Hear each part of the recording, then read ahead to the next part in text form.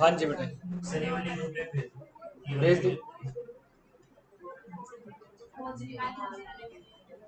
भेज दिया। आई नहीं आई?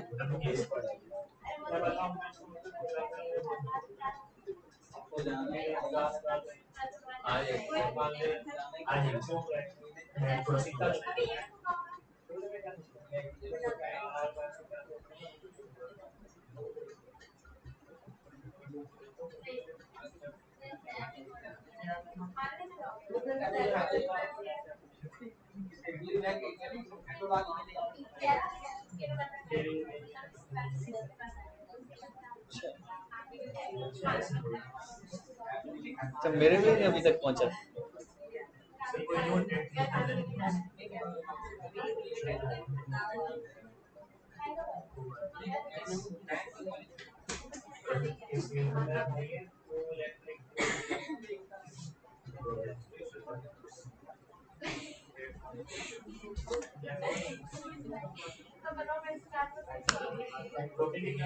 हाँ जी बेटे,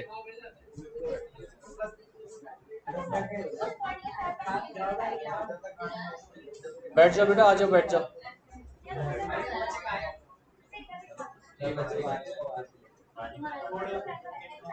मैंने 5 मिनट बोला था, हो गए।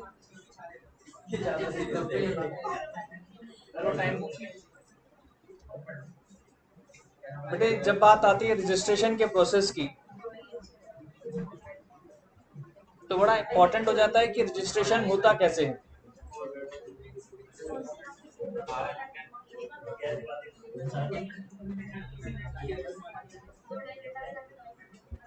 जैसे ही कंपनी के रजिस्ट्रेशन की बात आती है, तो कंपनी के रजिस्ट्रेशन में सबसे पहला नाम हमारे सामने आता है, हु आर प्रोमोटर्स। हाँ जी, उठ जाओ।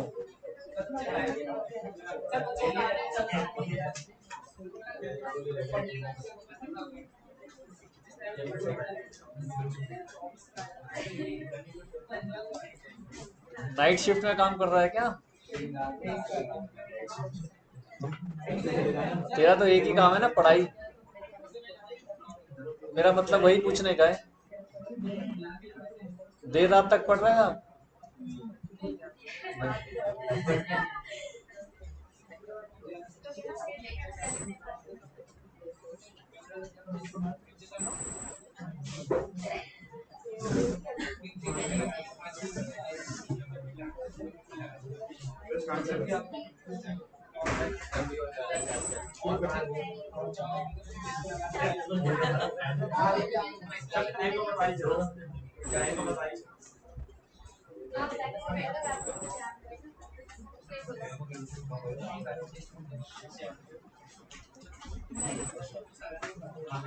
जैसे ही कंपनी के इनकॉर्पोरेशन की बात आती है, तो सबसे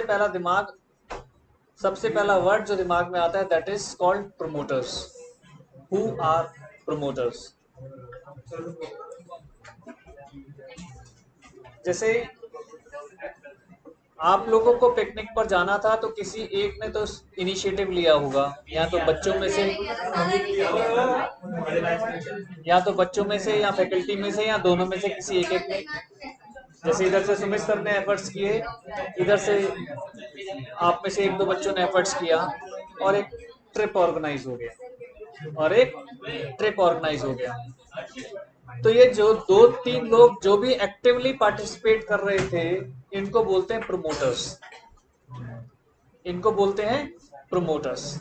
यही बात कंपनी के मैटर्स में है, कि एक कंपनी को फॉर्म करना है, लोगों के 2 3 4 या जो भी, इसके दिमाग में एक प्रोजेक्ट है, एक ऑब्जेक्ट है। उस प्रोजेक्ट और ऑब्जेक्ट को जब वो ऑन पेपर्स लाते हैं, उसके बाद एक कोशिश की जाती है कि एक टीम बनाई जाए और इस कंपनी को लॉन्च करते हैं। तो ये जिसके दिमाग में ये सब कुछ चल रहा है, इसको बोलते हैं प्रोमोटर। समझ रहे हैं बात को? तो क्या कह रहा है देखो, फिर से थोड़ा सा एक्सपेरिमेंट किया है, आप लोग के लिए और सिंप्लीफाई किया है, पॉइंट्स में कन्वर्ट करने की भी कोशिश की है, जिससे इजीली, जब सामने 3 4 पॉइंट्स है तो इजीली लर्न हो जाता है। पूरा पैराग्राफ के बजाय एक एक दो दो तीन तीन पॉइंट्स में कन्वर्ट करने की कोशिश की गई। सेक्शन 2 ने क्या कहा? सेक्शन 269 ने the person who has been named as such in prospectus. Prospectus समझते हैं क्या होता है?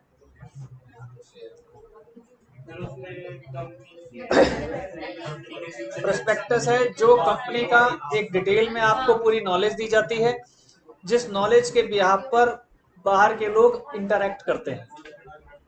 और प्रोस्पेक्टस को अपने आप में एक लीगल डॉक्यूमेंट भी माना जाता है। What ever defined in the prospectus उसको माना जाता है कि वो कंपनी की तरफ से डिफाइंड है और उसके ऊपर रिलाई करके बहुत सारे लोग जुड़ रहे हैं।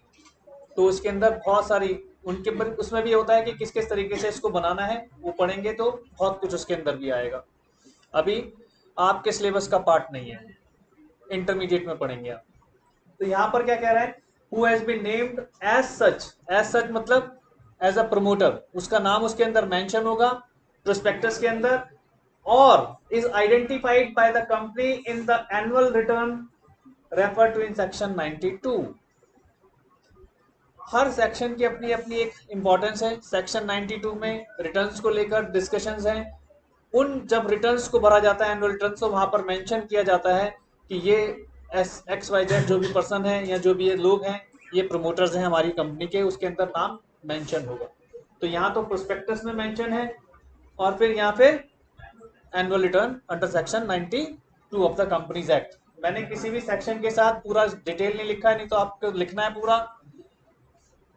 सेक्शन 92 क्या लिखोगे आगे?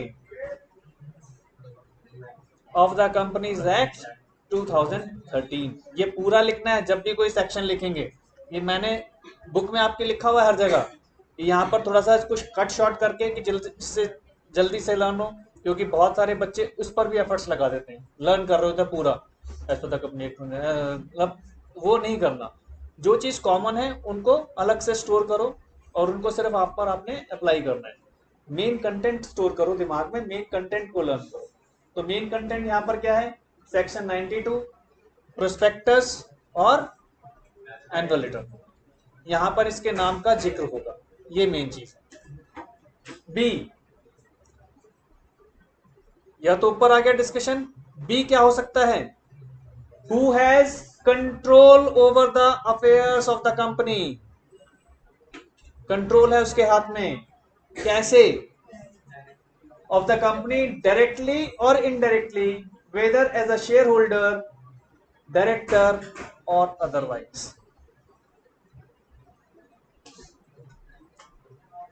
समझते हैं? Control as a share holder पढ़ा था हमने, कैसे आता है?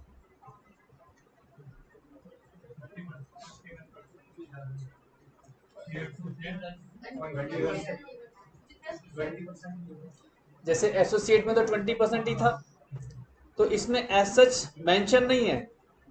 वो डिपेंड करता है कि कैसे कंट्रोल आए, क्योंकि यहाँ पर हम होल्डिंग कंपनी की बात नहीं कर रहे हैं, हम एसोसिएट कंपनी की बात नहीं कर रहे हैं। यहाँ पर उसने इंडिविजुअली स्टेटस में ऐसे शेयर होल्ड किए हुए हैं कि उसके पास कंट्रोल आ रहा है, वो अपने डिसीजन से इंपैक्ट डाल सकता है, डायरेक्टर्स को कंट्रोल कर सकता है डायरेक्टली और indirectly, whether as a share holder, director और अदरवाइज। इनडायरेक्टली कैसे हो जाएगा?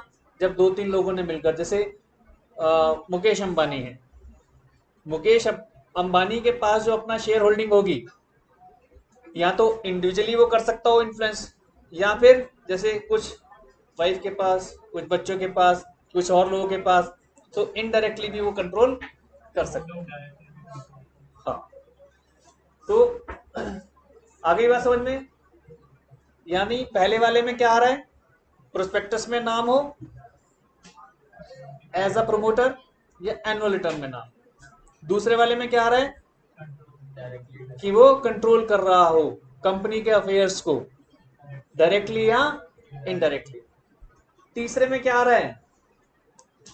जिसकी एडवाइस के बिना बोर्ड ऑफ डायरेक्टर्स कोई डिसीजन ना ले पा रहे हैं, या उसकी एडवाइस बोर्ड ऑफ डायरेक्टर्स के डिसीजन को इन्फ्लुएंस कर रही है। देखो क्या लिखा है, in accordance with whose advice, directions or instructions the board of directors of the company accustomed to act। accustomed to act मतलब वो जो कर रहे हैं वो उसकी डायरेक्शन पर डिपेंड कर रहा है। कस्टम, वो जैसा कहेंगे वैसा करना। तो ये कौन कहलाएगा? प्रमोटर। एक छोटा सा नोट अगर आ जाए 2-3-4 लाइनों का, आपने इस तरह से पॉइंट्स को बनाकर लिखना, ठीक है। इसके बाद इन सिंपल टर्म्स में बात की गई। ये तो हो गई एक ऐसी टर्म जहां पर लीगल वर्ड्स भी यूज हो रहे हैं। 3 पार्ट में उसको डिवाइड कर दिया गया। सिंपल टर्म्स में क्या है? प्रमोटर कौन है जी? Simple terms, layman style.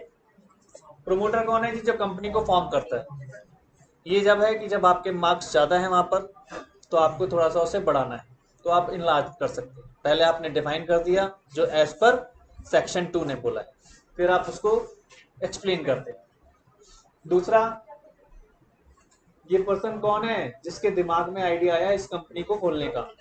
Conceive the idea of forming the company. फिर टेक्स ऑल नेसेसरी स्टेप्स,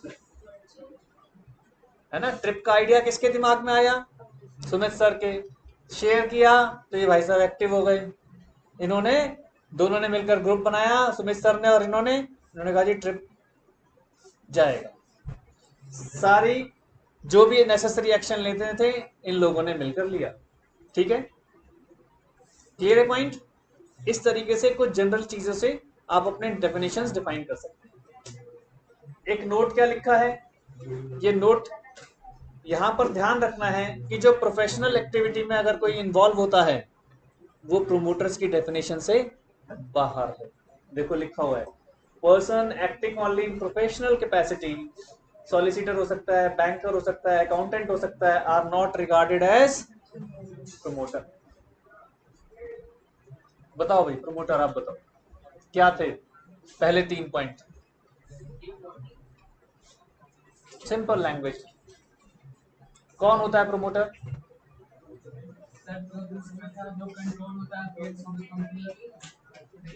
ये दूसरा है, पहला क्या था? सीक्वेंस में याद करने का मजा तब है जब सीक्वेंस में याद किया हो, और लिखने का अंदाज भी वही रहना चाहिए।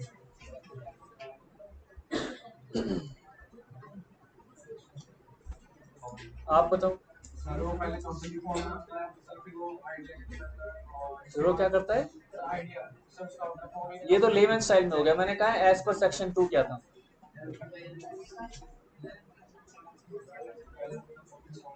मैं ना आपसे ऐसे पूछा करूंगा क्योंकि ऐसे मुझे लग रहा है आप लोग कहानी सुन रहे हो आजकल। मैं सोच रहा हूँ कि आपका लिखने का पॉइंट कम कर दूं, तो आप तो इसको स्टोरी लेकर चलने लग गए।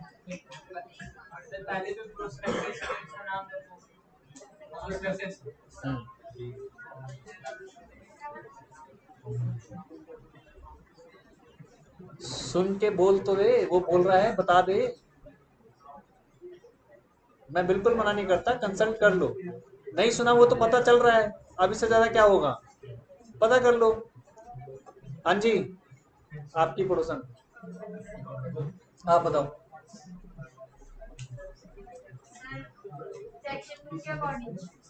सेक्शन 2 के अकॉर्डिंग मैं जानबूझ कर छुपा दी है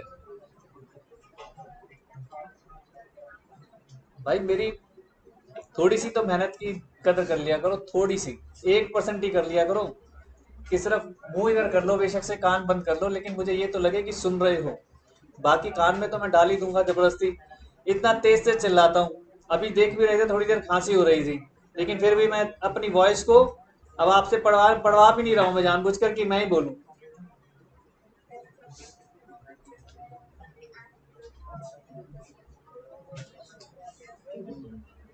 और किसने नहीं सुना ईमानदारी से?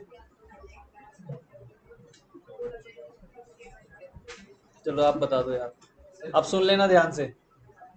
जो प्रमोटर्स का नेम है वो प्रोस्पेक्टस और एडवर्टाइजर के टाइप पे मैंने इसीलिए बेटे उसमें ना देखो, आप देख लो ध्यान से, मैंने जानबूझकर बोल्ड किया है। आपको क्या लगता है कि सिंपल टाइपिंग है? आपकी बुक में बोल्ड है क्या ऐसे? अगर मैं एफर्ट्स कर रहा हूं आपके लिए तो कर रहा हूं यार। आपकी सिर्फ सपोर्ट ही चाहिए कि आप ध्यान से सुनो और समझो,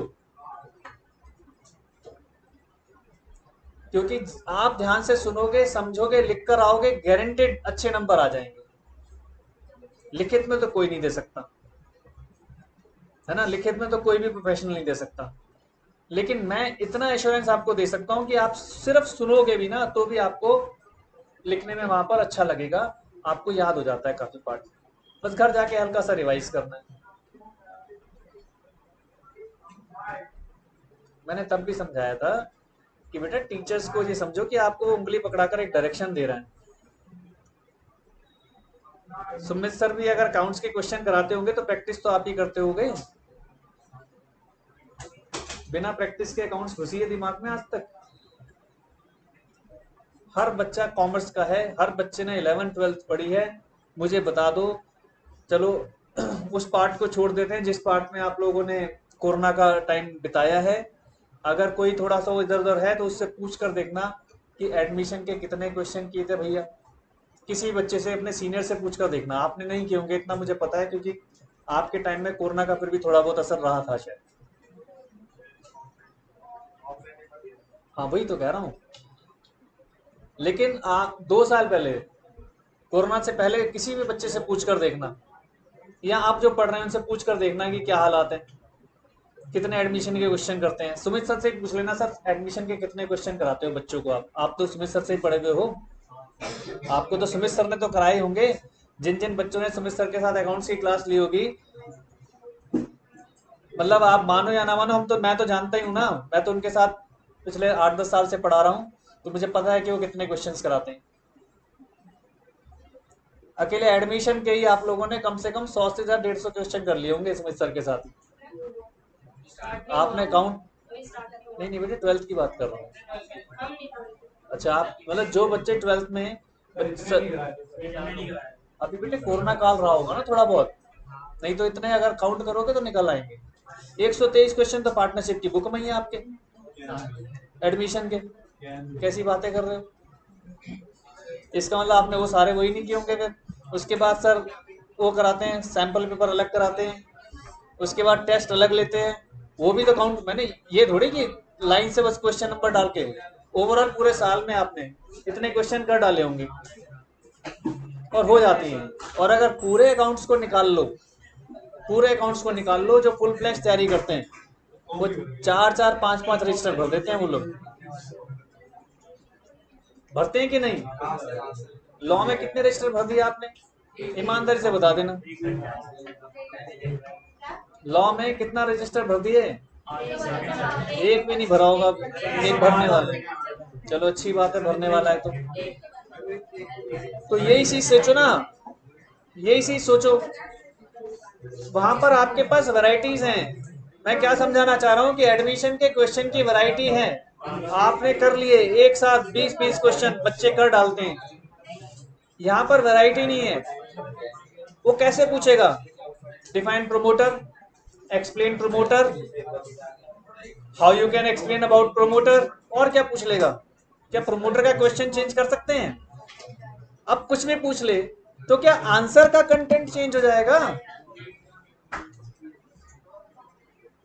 इसे लिख लो बेटा, एक एक बार लिख लो, एक बार लिखो, एक बार दूसरी बार भी लिख लो।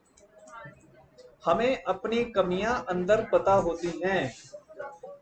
बस मजे की बात है, वो एक डायलॉग था जोक स्टाइल में कि दो लेडीज बात कर रही थी कि आर्मी में जाना चाहिए बच्चा, लेकिन किसका?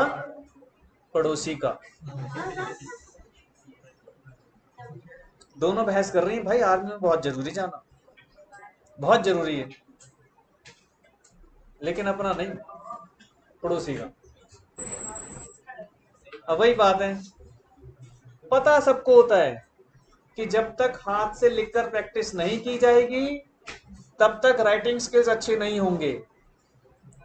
लेकिन अकाउंट्स में कर लेंगे प्रैक्टिस, मैथ्स में कर लेंगे प्रैक्टिस, थियरी में नहीं करेंगे। पता है ये बिना लिखे नहीं घुसता। फिर बता दूं, अभी इसका एक लास्ट पॉइंट है, अगर आज मौका मिला, नहीं तो अगली क्लास में समझाऊंगा, प्रेफरेंस शेयर्स का। मतलब पढ़ लो तो भी समझ नहीं आता, लेकिन अगर प्रैक्टिकल किया हो तो जल्दी समझ में आ जाता है। Deem to be preferential. सबसे लास्ट पॉइंट आएगा आज इस वाले कंटेंट का, जब आपके घर पहुंच जाएगा, आपके मोबाइल में पहुंच जाएगा तो देखना। एक क्लास और लगेगी, चिंता ना करो। छोटे छोटे छोटे छोटे बहुत सारे पॉइंट घुसा दिए। तो बेटा आपसे मेरी रिक्वेस्ट है, अभी भी आपके पास टाइम है, लॉ की प्रैक्टिस लिख लिख कर करना शुरू कर दो। बहुत जरूरी है, बहुत जरूरी है, बहुत जरूरी है। सिर्फ ओरल पढ़ने से बहुत अच्छी बात है, याद हो जाएगा तो मार्क्स अच्छे ला सकते हैं, लेकिन पढ़कर लिखकर प्रैक्टिस कर लोगे तो ज्यादा अच्छे मार्क्स आएंगे। आपकी जो तैयारी होनी चाहिए, कम से कम एग्जामिनेशन मार्क्स के लिए तैयारी होनी चाहिए। जब आप 60 की तैयारी करते हो तो 60 कभी नहीं आते थ्योरी में। कितने आते हैं? तब आते हैं 40 50। आपको तैयारी करनी पड़ेगी पहले से 80 की। और 80 की तैयारी का मतलब क्या है? 100 में से 100 कब आते हैं? जब सब कुछ वैसा लिखा हो जैसा बुक में लिखा हो, जैसा टीचर को चाहिए, तब 100 में से 100 आते हैं। और फिर पॉइंट छोटे छोटे कहाँ कटने शुरू करते हैं कि कोई प्रेजेंटेशन आपने वैसी नहीं दी जैसे टीचर को चाहिए या जैसे बुक में लिखा है, तब जाकर फिर वो मार्क्स कटने शुरू होते हैं। अगर किसी बच्चे के 40 नहीं आ रहे तो इसका मतलब क्या है? अरे वो अलग इशू है, बात प्रेजेंटेशन की हो रही है। इसका मतलब हमारा कहीं ना कहीं लैकिंग हो रही है ना राइटिंग प्रैक्टिस में। राइटिंग प्रैक्टिस पर फोकस करो, अभी भी बहुत टाइम है। दिसंबर 14 को है ना पहला पेपर। प्रैक्टिस शुरू कर दो, लॉ तो ऑलमोस्ट नियरेस्ट टू एंड है, फिर हमें रिवीजन ही करना है, लेकिन शुरू कर दो बेटा। अब मैंने ये और सोचा है कि अब ना पूरा कॉन्ट्रैक्ट नहीं करेंगे एक साथ, क्योंकि वो एक क्लास में रिवाइज हो ही नहीं पाएगा। मैं आपकी कैपेसिटी देख चुका हूँ, मैं आप लोगों की कैपेसिटी देख चुका हूँ। 6-6 8-8 घंटे नहीं बैठ पाओगे।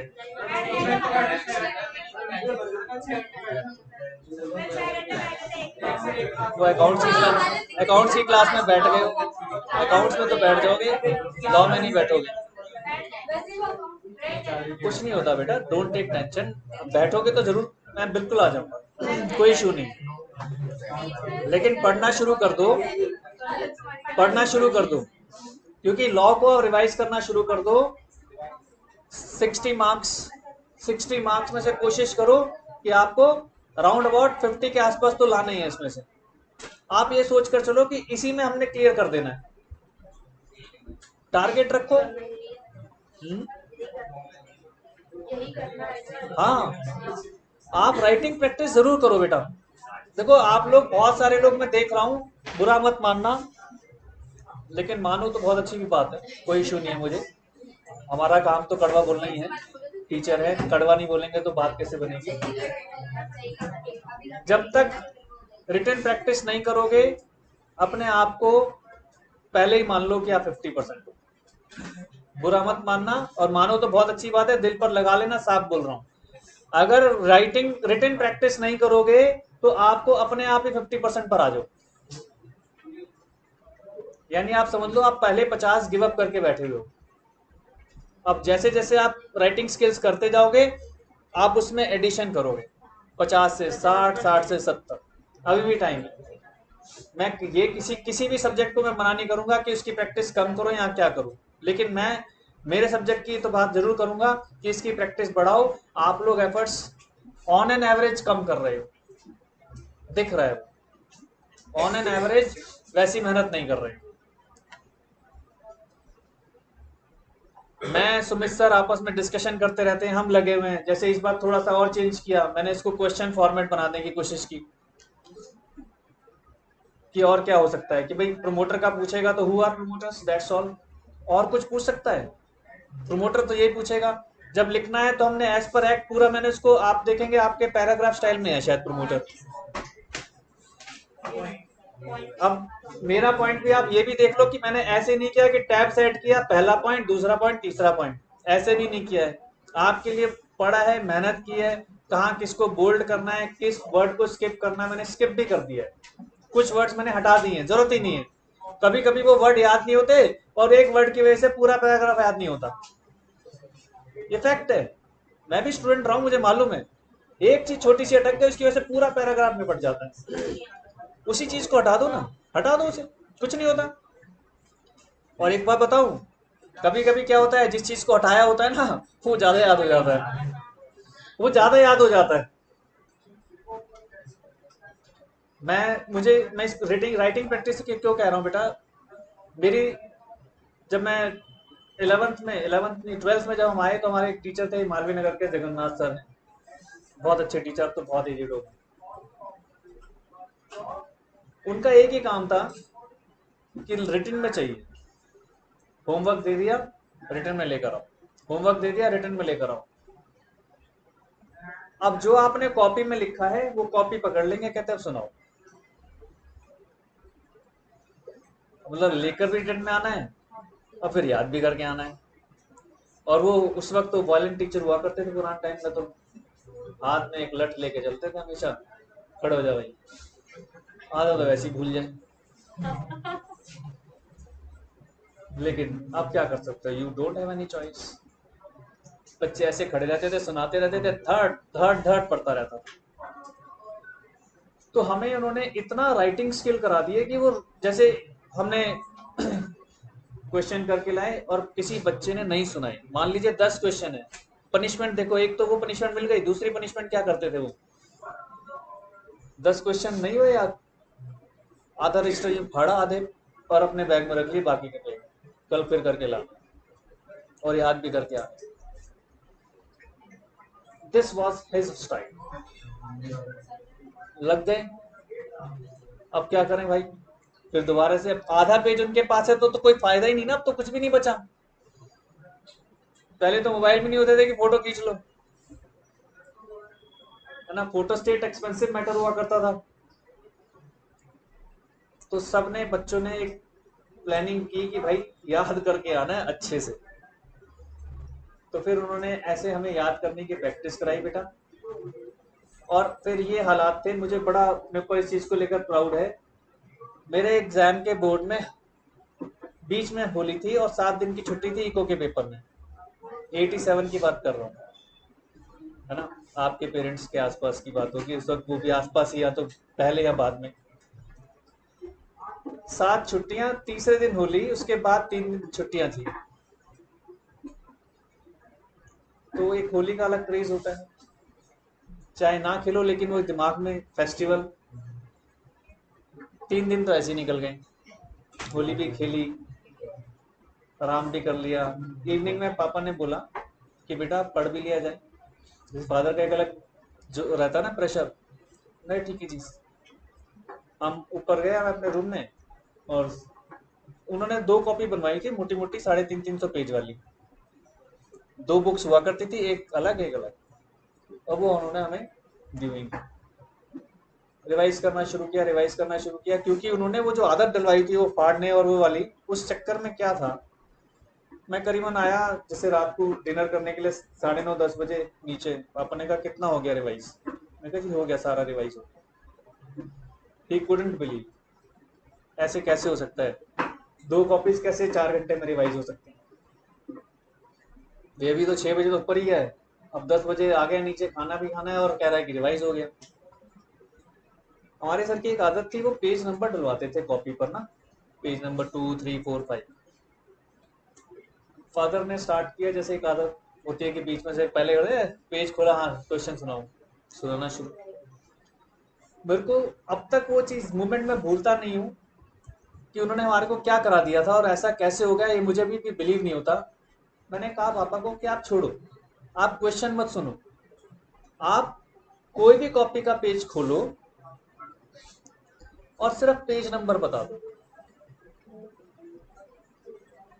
ये मैं बढ़ा चढ़ा कर नहीं बता रहा हूं, बिल्कुल फैक्ट। मैं कहा यू जस्ट आस्क कि इस पेज नंबर का पहला अक्षर क्या है और लास्ट अक्षर क्या है, वो तक बता दूंगा। उन्होंने हमें इतना ज्यादा मेहनत कराई थी बेटा कि सब कुछ मेमोराइज था। मतलब अगर आंख बंद कर लो तो सामने ऐसे लगता था कि पूरी कॉपी खुल गई है, शीट दिखाई देती थी हमें। शीट दिखाई देती थी हमें, इतना प्रैक्टिस कराई उन्होंने। तो मेरे फादर को बिलीव नहीं हुआ। फादर तो हमेशा बच्चे को अंडर एस्टिमेट ही समझते हैं ना, कुछ नहीं आता था। हमका एक एटीट्यूड रहता है। हमने पूछना शुरू किया ये, इधर से पूछना शुरू किया ये, तो अब उधर बेचारी मदर बैठी हुई वेट कर रही है, 10 के 10:30 हो गए, खाना खाने। जैसे मदर का एक एटीट्यूड होता है कि भाई, तो मम्मा उधर देखकर हंस रही थी कि हो गया, अब खाना खा लें। तो मेरे फादर ने कहा कि ठीक है भाई, अब वो क्या पूछें। मतलब आधे घंटे में उनकी सारी एक्सरसाइज पूरी हो गई। मतलब इधर का पेज, उधर का पेज, पहली कॉपी, दूसरी कॉपी, सब सब पूछ डाला उन्होंने। और शायद कुछ गॉड ग्रेस भी रहा, जो पूछो वो बता रहे, जो पूछो वो बता रहे। तो बेटे ऐसे होता है, ये फैक्ट है। क्या किया, इको ही तो था। वो पढ़ाते थे, नोट्स लिखाते थे, और हमें बस एक ही काम दे रखा था कि भैया घर पे जाके लिखो और फिर याद करके मुझे सुनो।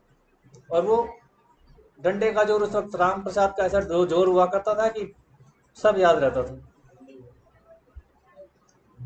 तो अब राम प्रसाद की बात ना करें, लेकिन अब आप अपने आप में लाइबल हैं, अपने आप में सेंसिबल हैं, अपने आप में रिस्पॉन्सिबल हैं। और मजे की बात कि आपको फ्यूचर में करियर दिख रहा है ना। एक डोरमेंट फ्यूचर तो है, डोरमेंट है ना, कि 4 साल बाद बनना है। मुझे इसलिए कह रहा हूँ क्योंकि सुमित सर भी मुझसे रोज बात कर रहे हैं। सुमित सर का अपना एक्सपीरियंस है, वो बताते हैं। मैं भी देखता हूँ कि बच्चे लॉ में बहुत अटक जाते हैं, और हमारी इंटेंशन है कि कोई भी ना अटके। पिछले अटेम्प्ट में सीएमए के बच्चे पढ़े, चाहे कम थे, लेकिन 100% रिजल्ट आया सुमित सर का। तो सुमित सर रोज मुझे यही कह रहे हैं कि सर हमारा, मेरी एक इंटेंशन है कि हमारा सीए इंस्टीट्यूट, सीए का बच्चों का रिजल्ट 100% आ जाए, बस एक ही एम है उनका। मतलब वो इतना ज्यादा आप लोगों के लिए फिक्र करते हैं। हम भी कर रहे हैं फिक्र, इसीलिए तो रोजाना ये लेक्चरबाजी। क्लास इंपॉर्टेंट नहीं होती, इंपॉर्टेंट क्या है कि आप क्या एफर्ट्स कर रहे हो। सबसे ज्यादा इंपॉर्टेंट इसके आपके एफर्ट्स हैं बेटा। आप भूल जाओ, एक 1.5 महीने की तो बात रह गई, कितने दिन। अगर तो मेरे ख्याल से आपके घर में एक कैलेंडर लग जाना चाहिए डेज का, और डेज कटने शुरू होने चाहिए, है ना, रिवर्स काउंटिंग में। बनाया नहीं बनाया किसी ने भी? कितने डेज हैं?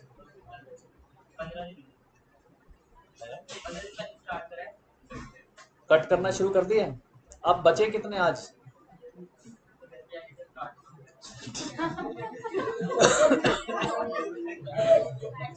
नहीं चल कोई नहीं, ठीक है। I do always believe on the students words. मैं बिल्कुल भी अनफेथफुल वाली कंडीशन नहीं लगता। जो बोलोगे वही मैं सच मानूंगा। हमें ऐसा ही होना चाहिए, है ना। आपके मुंह से जो निकले वो सच है।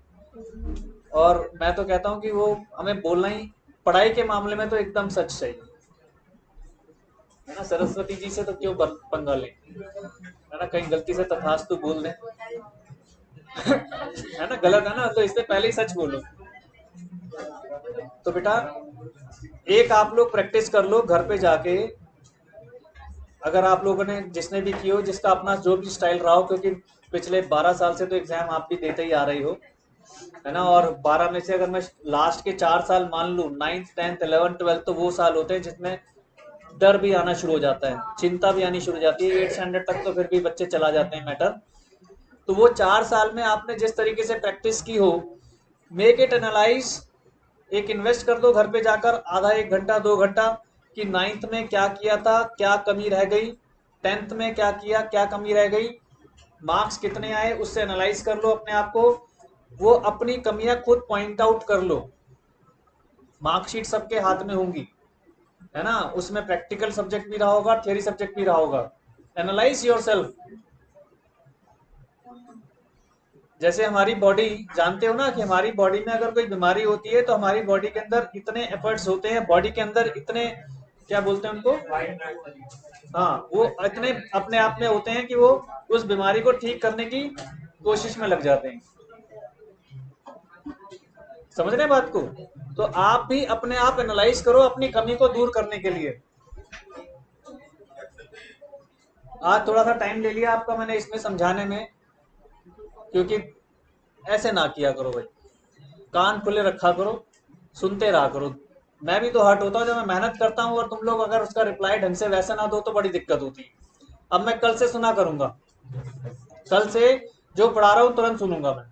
आपके अटेंटिव होना बहुत जरूरी है। मैं आपको लिखने से बचा रहा हूँ, आपके एफर्ट्स यहाँ के लिए बचा रहा हूँ, घर के लिए नहीं कह रहा हूँ। घर पे तो लिखना ही है आपको, इसको लिख लिख कर प्रैक्टिस करो कि कहीं घर पे भी सोचो कि अरे अब तो आ गया, मोबाइल में पढ़ा है सब कुछ, मोबाइल में ही पढ़ा रह जाएगा। जब हम ये मान लेते हैं तो सब डाटा मोबाइल में पढ़ा रह जाता है, कुछ काम नहीं आता। काम तब आएगा जब कॉपी में हाथ से खुद लिखोगे। आज से कसम खा लो घर पे जाकर कि मुझे लिखना शुरू करना है। अगर किसी बच्चे ने स्टार्ट नहीं किया है तो मैं बता रहा हूं, जब आप पहली बार लिखोगे ना, मैं आपको दावा कर रहा हूं जिसने अभी तक स्टार्ट नहीं किया है वो गारंटेड है, अगर 1 घंटा नॉन स्टॉप लिख कर दिखा दे तो मेरा नाम बदल देना। ओपनली चैलेंज कर रहा हूं, जिसने स्टार्ट ना किया हो, लॉ 1 घंटा लिख कर दिखा दे, मुझे वीडियो बनाकर दिखा देना, सर मैंने 1 घंटे से ज्यादा लिखा है, मैं अपना नाम कल से चेंज कर लूंगा, गारंटेड। नहीं लिख पाते बेटा, आपको प्रैक्टिस होगी। मैंने क्या कहा है, बात नहीं सुनी। जिसने अभी लिखना स्टार्ट ना किया हो, आप लिख रहे हो, आप लोग लिख पाओगे। जिसने स्टार्ट नहीं किया होगा उसको चैलेंज कर रहा हूँ, जो अभी शांति से बैठा हो ना, सिर्फ कोई टेंशन नहीं, लो अरे ये तो बाएं हाथ का खेल है, यूं याद करके जाऊंगा और लिख कर आऊंगा वहां पर, उसको चैलेंज कर रहा हूं मैं। जिसके अंदर डर आ गया, जिसने लिखना शुरू कर दिया, बहुत अच्छी बात है, लेकिन जिसने लिखना शुरू कर दिया है वो अपनी कैपेसिटी को बढ़ाओ। और सिर्फ लिखना नहीं है, उसको याद करना है। Make it repetitive. जितना याद करोगे उतना अच्छा है, जितना याद करोगे उतना अच्छा है। आपके साथ आपको जो क्वेश्चन पूछा गया है उसके कंटेंट हमें सब पता होते हैं, बात सिर्फ प्रेजेंटेशन की है, हम लिख नहीं पाते। लिखो, बार बार सेक्शन याद करो, सेक्शन याद करो। एक अपनी कमी जाके आज सारे ढूंढना, पिछले 4 साल में जिसके किसी भी किसी सब्जेक्ट में कुछ वीकनेस है कि उस वीकनेस का रीजन क्या था। जरूरी नहीं है कि आप ही के वीकनेस हो, कुछ और सर्कमस्टेंसेस भी हो सकते हैं, मैं ये नहीं कह रहा। कभी हो सकता है किसी बच्चे कोई बीमार है, वो एग्जाम नहीं दे पाया, वो अपनी उस सर्कमस्टेंसेस को समझ ले। जैसे मैंने उस दिन पढ़ाया, एक दिन ब्रेक लिया मैंने, तो क्यों लिया, क्योंकि मेरे को एकदम से घर पे जाके फील हुआ कि 2 दिन से भीग रहा था मैं। मुझे लगा कि अगर आज रेस्ट नहीं किया तो गया काम से। फिर मैंने उनको फोर्सफुली बोला कि मैं आज प्लीज मत बुलाओ, नहीं तो फिर वही दोबारा से उनका, क्योंकि वायरल रिपीट मारता है। मैं कहा वायरल तो मैं 10-15 दिन पहले तो हुआ था, मैं उसको रिपीट करना नहीं चाहता। बच गए टच वुड। तो ये सब चीजें अपने अंदर से अपनी कमियां पता होती हैं, समझ रहे हैं? 2 एक्सरसाइज करना, जो लिख रहे हैं वो तो अच्छी बात है, keep going on, keep continuing. जो नहीं लिख रहे हैं बेटे, सबको अपने अंदर पता है मेरे लिए लिखकर कोई फायदा नहीं है, अपने लिए लिखोगे। आज घर जाकर 1 घंटा नहीं तो आधा घंटा जरूर लिखना, जिसने अभी तक लिखना स्टार्ट नहीं किया लॉ को। आधा घंटा। आप कहो जी क्या स्टार्ट करें, तो आपको जो करंट टॉपिक कराया है वही लिखना शुरू कर दो, जो करंट टॉपिक कराया है, but from the very beginning, बीच में से नहीं। कोई भी टॉपिक उठा लो, जैसे आपने कंपनी उठा लिया, जो मेरा पहली क्लास के नोट्स आपके पास आए हुए हैं उसी से देखकर लिखना शुरू कर दो। लिखो। आप कहोगे सर वैसे ही सेम तो लिखना है, तो क्या हो गया, अगर सेम लिखना है तो क्या हो गया, सेम ही लिखना है, एग्जाम में भी सेम ही लिखना है, कुछ नहीं ऐड करना। अभी मैंने बिल्कुल आपको नोट्स बिल्कुल एकदम करके दे रहा हूँ परफेक्ट, कुछ आपको ऐड नहीं करना। एलएलपी और ये तो अब आपके पास आ ही रखे होंगे, एलएलपी भी मैंने पूरा दिया है, कंपनी भी पूरा दे रहा हूँ। आगे जब रिवीजन कराऊंगा वो सारे चैप्टर्स आपको इस तरह से देता चला जाऊंगा, लेकिन आप प्रैक्टिस तो करो, लिखो भाई।